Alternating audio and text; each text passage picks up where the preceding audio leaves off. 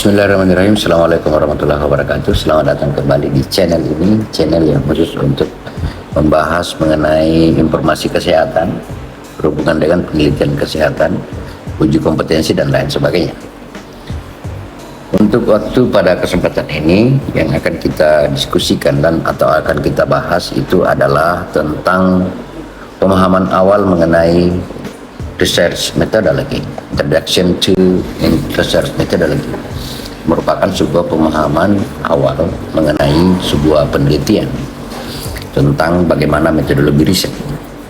Materi ini adalah telah diajarkan oleh dosen bernama Dr. Chin Jo Chi, merupakan salah satu dosen di Lincoln University College, Malaysia, yang memberikan pemahaman dan pengertian tentang bagaimana kita mengetahui dan mendeskripsikan tentang definisi penelitian sebagai langkah awal untuk memasuki mata kuliah program studi PhD di filosofi doktor di berbagai disiplin ilmu yang ada di Malaysia.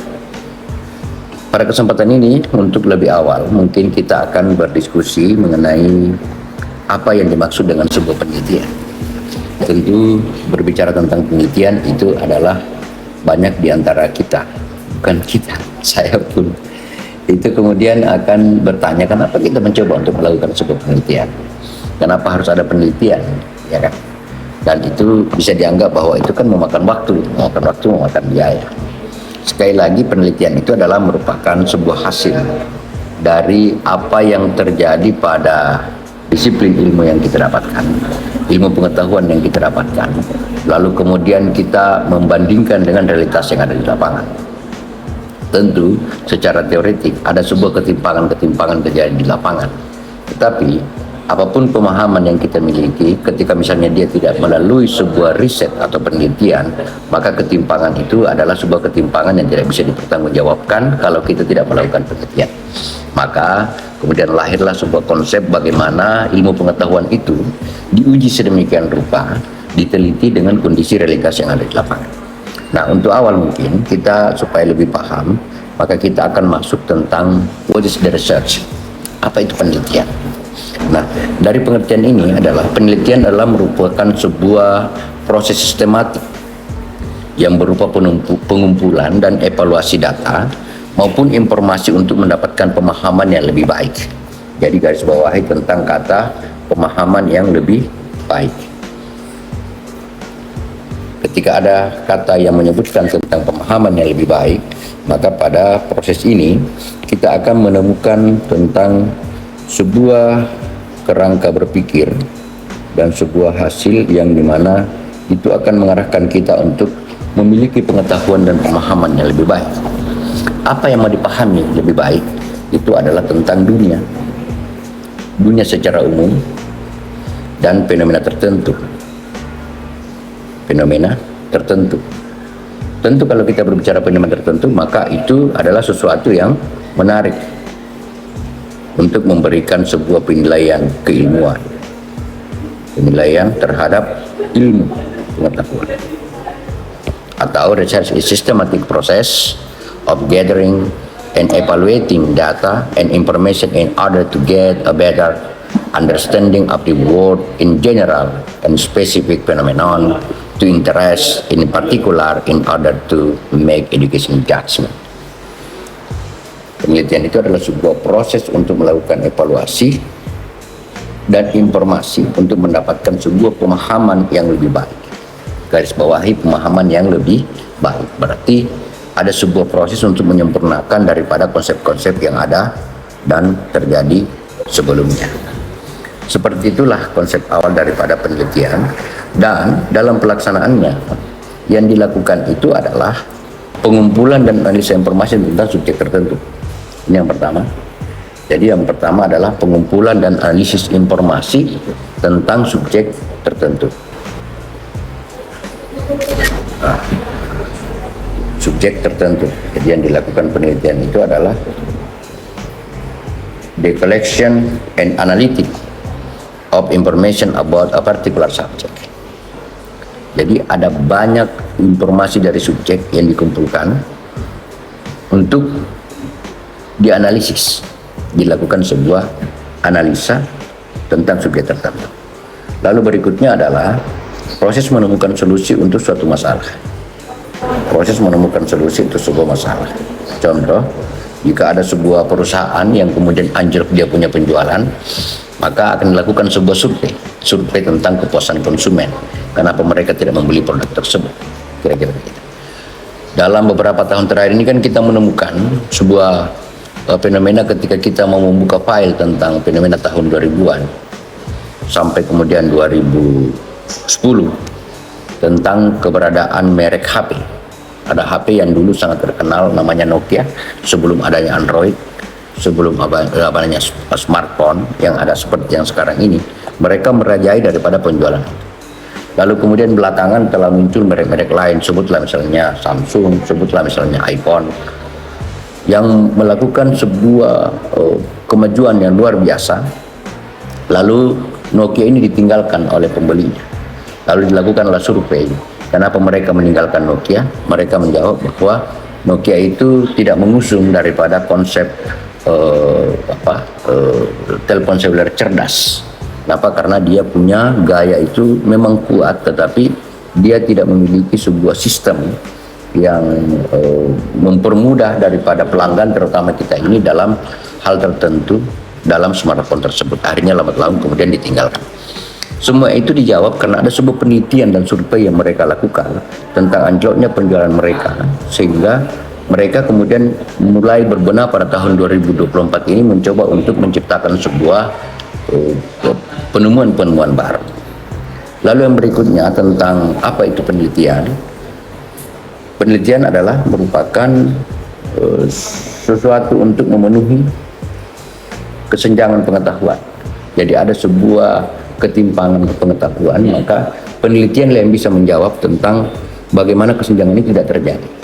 Ini adalah merupakan sebuah langkah dan upaya menciptakan agar penelitian itu, ilmu pengetahuan itu terjadi sebuah keberimbangan. Terjadi sebuah keberimbangan dalam beberapa aspek tertentu. Biasanya harus memang dengan melakukan sebuah penelitian, dan penelitian yang bisa menjawab tentang bagaimana ketimpangan itu bisa terjadi dan apa jalan keluar dari sebuah ketimpangan yang terjadi. Nah, untuk mempermudah kita dalam hal pemahaman mengenai penelitian ini, maka kita bisa melihat tentang definisi penelitian berdasarkan beberapa sumber. Sumber yang akan saya bacakan pada kesempatan ini itu adalah sumber dari Cambridge Dictionary, define research as detailed study of the subject, especially in order to discover new information or reach a new understanding. Kamus Cambridge memberikan definisi bahwa penelitian adalah sebuah studi terperinci tentang suatu objek, terutama untuk menemukan informasi baru atau mencapai pemahaman baru. Jadi yang perlu untuk kita garis bawahi dalam pengertian kita ini adalah menemukan sebuah informasi baru. Jadi menemukan informasi baru. Paling tidak akan melakukan sebuah perbandingan dari informasi yang didapatkan sebelumnya tersebut. Untuk apa menemukan informasi baru? Tentu untuk mencapai sebuah pemahaman baru. Ini kalau kita kembali kepada konsep dan teori yang diajarkan oleh teori tentang kognitif, maka level awal itu adalah mengetahui, level kedua adalah memahami. Dalam Dictionary of Cambridge ini memberikan pengertian bahwa penelitian itu akan menciptakan dua hal yang paling penting. Yang pertama adalah menemukan informasi baru, dan yang kedua adalah mencapai sebuah pemahaman baru.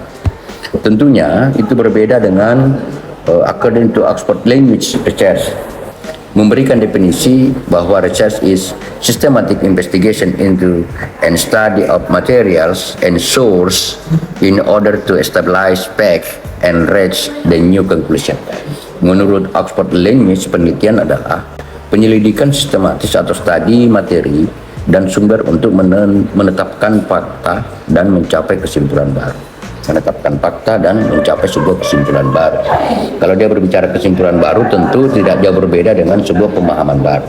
Sebuah pemahaman yang dijelaskan oleh Cambridge Dictionary itu sama dengan Oxford Language yang memberikan definisi bahwa penelitian itu adalah merupakan sebuah upaya terhadap studi materi untuk mendapatkan menetapkan sebuah fakta dan mencapai sebuah kesimpulan yang baru. Itu pengertian dari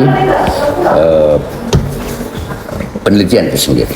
Lalu ketika muncul sebuah pertanyaan, kenapa kita melakukan sebuah penelitian? Why study research methodology? Kenapa harus menggunakan sebuah metode? Kenapa tidak seenaknya saja kita membuat penelitian? Toh yang menyimpulkan kan kita. Nah, kan sebagaimana manusia itu adalah yang menciptakan membutuhkan tentang sebuah kebebasan, maka biasanya mereka akan bertanya, ngapain kita pakai metodologi penelitian ya kan? Ya kita aja yang langsung melakukan itu. Nah, ini tentu akan kita bahas tentang materi ini tentang why study research methodology. Kenapa kita menggunakan dan membutuhkan tentang metodologi penelitian. Ini yang menjadi pokok bahasan penting untuk kita. Kenapa? Karena metodologi penelitian adalah, sebagaimana pengertiannya, itu merupakan suatu proses sistematis yang diikuti peneliti untuk merancang, melakukan, dan menganalisis studi mereka untuk menjawab pertanyaan, penelitian tertentu, atau menguji hipotesis. Ini memberikan pendekatan terstruktur untuk memastikan keandalan, validitas, dan generalisasi temuan penelitian. Kenapa kita membutuhkan sebuah metodologi penelitian? Karena metodologi penelitian sendiri itu adalah sebuah upaya untuk melakukan pengujian terhadap hipotesis. Terhadap hipotesis yang akan kita lakukan, dan ada pendekatan terstruktur. Ketika dia berbicara terstruktur, berarti dia berbicara tentang sistematis. Sistematis itu adalah berurut secara baik.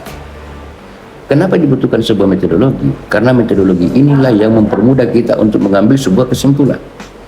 Metodologi inilah pula yang dipahamkan dan dipahami oleh orang lain atau peneliti lain tentang langkah dan apa upaya yang dilakukan untuk menguji dari sebuah hipotesis yang kita punya. Kenapa? Karena kalau tidak ada metodologi penelitian, bisa dibayangkan orang akan mencapai dan menemukan kesimpulannya sendiri yang belum tentu punya dasar yang disepahamkan secara bersama. Sementara kita ketahui bahwa yang namanya ilmu adalah sesuatu yang punya nilai kebenaran dan diakui kebenarannya dan bisa diuji kebenarannya. Nah, pertanyaannya, bagaimana kemudian bisa diuji kebenaran sementara nilai dan aspek kebenaran dan pembenaran yang kita miliki itu memiliki rumus yang berbeda? Nah, seperti itulah metodologi penelitian. Dia berupaya untuk memberikan sebuah pemahaman kepada kita semua tentang bagaimana menguji sebuah ilmu, bagaimana menemukan sebuah ilmu. Dan dari situlah kemudian kita bersepakat bahwa ini adalah sesuatu yang memiliki nilai kebenaran secara logika. Seperti itulah sebenarnya metodologi penelitian yang memiliki manfaat tentang penelitian itu sendiri. Lalu, untuk apa metodologi penelitian itu? Metodologi penelitian itu adalah sebenarnya bertujuan, yang pertama, kalau kita bertanya kenapa kemudian menggunakan metodologi, maka yang pertama adalah to find something new.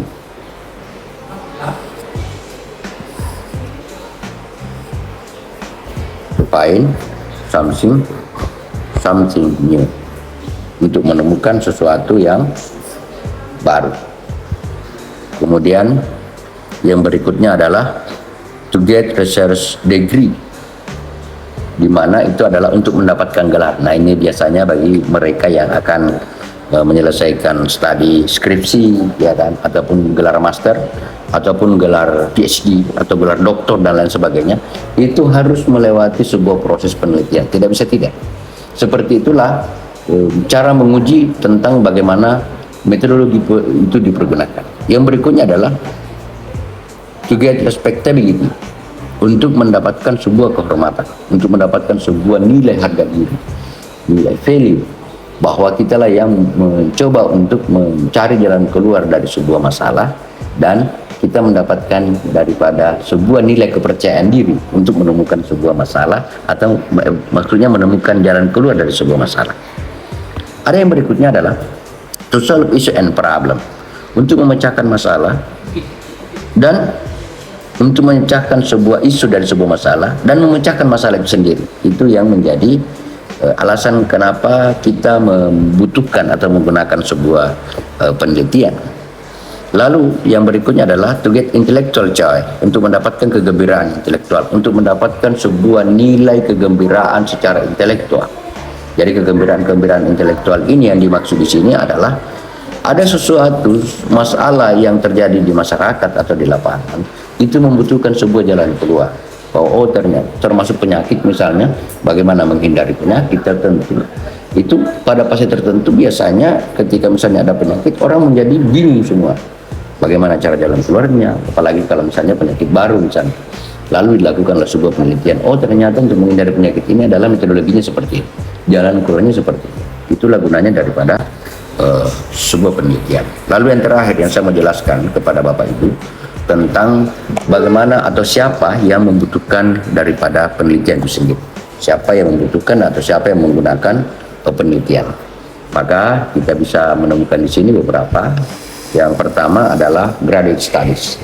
Jadi mereka yang akan mendapatkan gelar sarjana seperti master degree ataupun PhD degree, itu adalah mereka-mereka yang sudah bisa dipastikan mereka pasti akan melakukan sebuah penelitian sebelum mendapatkan gelar master ataupun gelar PhD. Lalu berikutnya adalah research and university. Jadi ada memang sebuah kebutuhan kenapa kampus itu menjadi sebuah tempat yang memiliki gaya dan daya independensi, karena kampus itu adalah merupakan laboratorium sebuah penelitian yang terjadi dan sebuah penemuan-penemuan. Kampuslah yang memiliki hak independen tentang sebuah ilmu mereka kaji dan mereka teliti. Dan itu biasanya bagi mereka yang postdoctoral studies, yakni mereka yang telah selesai pendidikan doktoralnya, lalu mereka berupaya untuk menjadi guru besar, ya kan? Lalu kemudian yang berikutnya di institusi itu adalah ada kantor penelitian, tempat penelitian, research officer. Jadi ada kantor penelitian di mana itu adalah berupaya untuk memecahkan secara konsisten dari sebuah persoalan-persoalan yang dihadapi, lalu kemudian dipublikasikan kepada masyarakat tentang penelitian yang didapatkan tersebut. Lalu berikutnya adalah research in industry. Ada sebuah penelitian yang dilakukan untuk di tempat industri, pabrik dan lain sebagainya. Itu ada upaya untuk meneliti produk-produk misalnya, seperti research scientist, di mana di industri itu adalah berupaya untuk melihat tentang bagaimana produk ini memiliki kualitas yang bagus, bagaimana produk ini ketahanannya dan lain sebagainya. Itu adalah research industry berupa research scientist secara keilmuan untuk menguji daripada produk tertentu. Kemudian ada technical workers, di mana technical workers ini adalah sebuah upaya untuk melakukan penelitian tentang bagaimana cara mengatur dan memanage daripada para pekerja yang ada di sebuah perusahaan tertentu.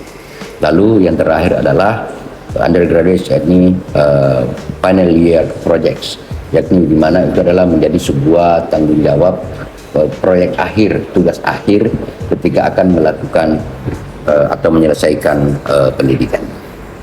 Saya kira itu yang menjadi penjelasan untuk awal mengenai pengertian penelitian, siapa yang melakukan penelitian, dan kenapa seseorang itu menggunakan penelitian, dan kenapa harus menggunakan metodologi. Ketika ada hal yang mau ditanyakan, silakan diisi di kolom komentar. Terima kasih untuk kehadiran Anda. Assalamualaikum warahmatullahi wabarakatuh. Thank you.